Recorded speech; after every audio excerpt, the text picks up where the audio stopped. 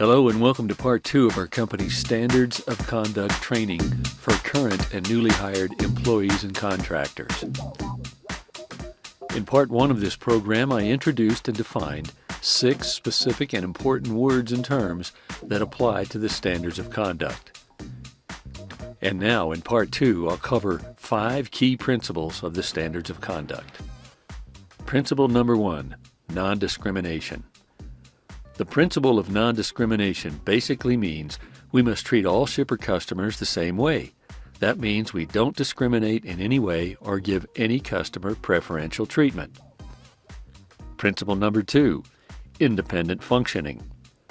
There must be a functional separation between transmission function employees and marketing function employees.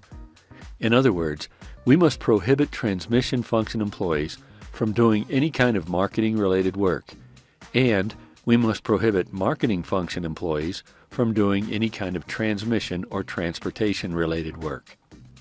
Principle number 3, no conduit. This rule simply means that we are prohibited from disclosing any so-called non-public information to marketing function employees. It applies to anyone within our company or even outside of our company.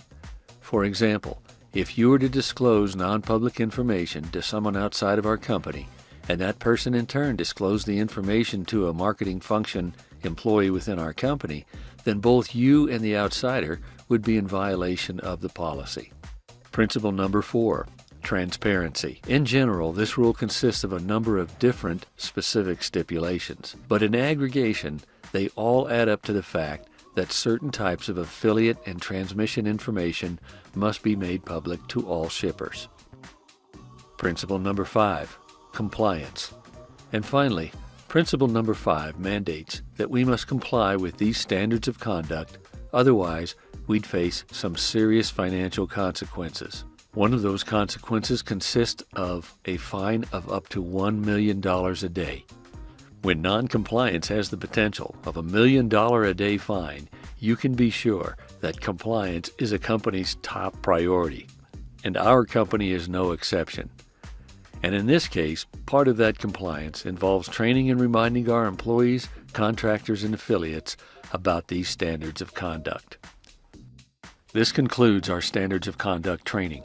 If you have any questions or need further clarification about these standards, please contact Ernest Workman, our company's Director of Compliance.